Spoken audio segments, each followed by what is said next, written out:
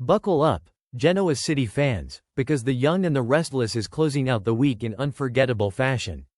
Friday, April 25th delivers a mix of tense truths, quiet confrontations, and emotional undercurrents that could ripple through every relationship in town. This isn't a day for explosions. It's a day for pressure points, the kind of subtle shifts that change the trajectory of entire storylines. From Chelsea's growing suspicion of Adam, to Jack's long-awaited confession to Diane, to a clash between Lily and Audra that could unravel more than one alliance. This episode is packed with the kind of drama that builds slow and hits hard. We begin this pivotal Friday, April 25th, with a subtle shift that could signal the beginning of the end, or a new beginning. Chelsea Lawson has been cautiously optimistic about her recent reconnection with Adam Newman. Their dynamic, often intense and unpredictable, has recently felt calm. Comfortable, even. But in Genoa City, when things feel too easy, there's usually something brewing beneath the surface. And this Friday, Chelsea senses it. Adam has been off, distracted, evasive, unusually quiet. Not in a cold or angry way. More like, he's hiding something. Something big. At first, she wonders if it might be romantic. A surprise. Maybe he's planning a gesture, a dinner, a proposal, even a full-circle moment to celebrate their second chance. But the more Chelsea watches, the more the doubt creeps in. Because she knows Adam's patterns. His highs are always chased by devastating lows. And his heart? It's constantly at war. With loyalty to Victor Newman, with the need to prove himself, with the urge to self-destruct before things get too good. Chelsea starts asking quiet questions. Not because she wants to pick a fight, but because she's terrified of what silence usually means. Especially with Adam. Could he be slipping back under Victor's influence? Getting pulled into a plan that could put his future, and their relationship, at risk? Chelsea doesn't want to believe it. But she's been here before. She's lost him before. And if Adam is choosing chaos again, it could cost them everything they've rebuilt. Over at the Abbott mansion, it's not secrets being hidden, but truths finally being spoken. For days, Jack has walked the halls of his family estate, quietly taking in the changes made by his wife, Diane Jenkins. From the updated lighting in the entryway, to the fresh touches in the parlor, Diane has fulfilled her promise. Respect the Abbott legacy while bringing in new life. But Jack's silence has lingered. And Diane? She's felt every second of it. Though she stood by her design choices with confidence, there's been a gnawing question in the back of her mind. Does Jack really like it? Or is he just being polite? On Friday, April 25th, she gets her answer. Jack finally opens up, not just about the renovations, but about what they represent. He tells Diane the truth, in a way only Jack can. Quiet, deliberate, deeply felt. The changes, he says, are more than beautiful. They've transformed the house. Not just physically, but emotionally. It feels like a home again, a shared space filled with warmth, intention, and the promise of something lasting. For Diane, it's validation. A moment of connection she's longed for. She's not just living in the Abbott home, she's part of it now. Not just a guest, not just a wife trying to fit in. She belongs. The scene becomes a turning point. Because in Jack's admission, we see vulnerability. And in Diane's reaction, we see gratitude. Together, they share a rare kind of peace, an emotional intimacy that's been hard-earned through past pain. But this is The Young and the Restless.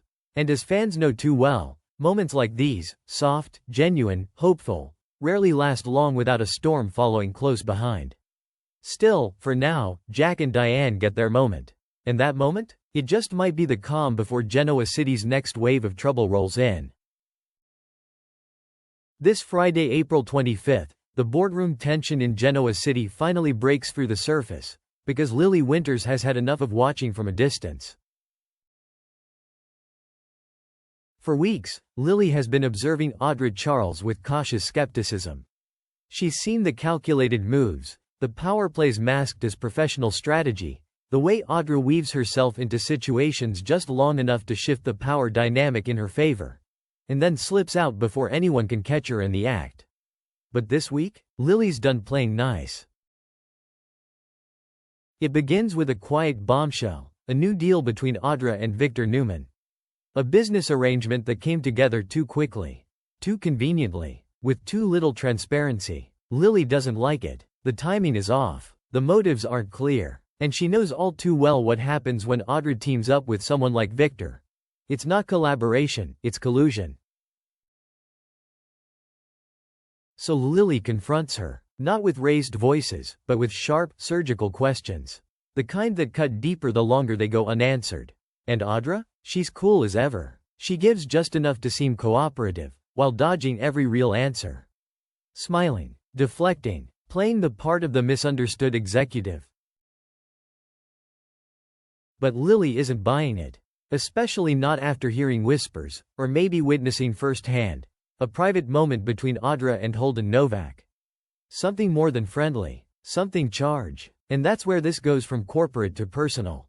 Because Lily knows who's in the middle of this triangle. Nate Hastings. She may not be with Nate anymore, but she still cares. She still sees the signs. And if Audra is playing both sides, professionally and romantically, it's only a matter of time before Nate gets blindsided. Lily doesn't want that. She's seen too many people get hurt by secrets that fester until they explode. So she presses harder. She wants the truth, about the Victor deal, about Holden, about whatever game Audra's playing and who else might be caught in it. But Audra? She doesn't blink. She leans back, crosses her arms, and counters every accusation with a question of her own. Classic Audra. Disarm the opponent before they realize the conversation's been flipped. It's not a screaming match. It's a chess match. And every word? A move. By the end of it, Lily may walk away with more questions than answers. But one thing becomes clear. Audra is hiding something. And Lily's not done digging. Because in Genoa City, it's the secrets that aren't said aloud that cause the most damage. As the week draws to a close, tensions in Genoa City are simmering just beneath the surface, and Friday's episode is where everything starts to shift. Let's break down the stories setting the stage for next week's fallout. Chelsea begins to question Adam's motives. What first feels like a romantic surprise may be something darker. Has Adam fallen back under Victor's shadow? Or is he actually trying to build something lasting with Chelsea for once? Jack finally drops the wall and opens up to Diane. After days of tension and unspoken thoughts, Jack's honest reaction to her renovation efforts turns into something deeper, a conversation that could reshape their future as partners, not just spouses. Lily confronts Audra in a tense face-off. Between the shady deal with Victor, the suspicious spark with Holden Novak, and Nate's emotional vulnerability, Lily's determined to uncover what's really going on. And who's going to get hurt next? Romance and rivalry, power and manipulation, loyalty tested at every turn. This episode isn't about spectacle, it's about subtle shifts. The kind of quiet choices and whispered moments that tip the balance of relationships, without anyone realizing just how big the consequences will be. As The Young and the Restless wraps up its Friday, April 25th episode, one thing becomes unmistakably clear. This isn't just a day of plot progression, it's a day of emotional calibration. Because what makes this episode matter isn't what explodes. It's what simmers. Every line is loaded, every pause is purposeful, and every glance tells a second story we haven't fully heard yet. Let's look at what's really brewing. Chelsea's growing doubt isn't paranoia. It's intuition. She's been through enough with Adam to know when something's off. And what starts as a nagging worry could soon become the thread that unravels their fragile peace. Her instincts might be warning her that this romantic revival is built on borrowed time. Jack's honest confession to Diane feels like a turning point, an emotional olive branch, a validation of trust. But in Genoa City, peace is never permanent. This vulnerable moment could be the setup for a deeper fracture. Because honesty often invites consequences, and Jack may have just let his guard down a beat too soon. And then there's Lily, stepping out of the background and into direct conflict. Her interrogation of Audra isn't just a personal vendetta. It's a calculated move to get ahead of a storm she knows is coming. Lily sees what others won't say aloud. That the business deals, the romantic sparks, the alliances being formed in secret, they're all threads in a dangerous web. And someone's about to get caught in it. This episode proves what The Young and the Restless does best. It builds storms in silence. It layers tension in stillness. And it prepares you for impact with nothing but a whisper. Because the truth is, change in Genoa City doesn't start with a bang, it starts with a shift. It's in the way a door closes just a second too late. The way someone says, "I'm fine," when they're clearly not. The way two people finally connect, right before everything around them falls apart. As we move into next week, expect the ripples from this episode to spread far and wide. Loyalties will be tested. Secrets will be weaponized.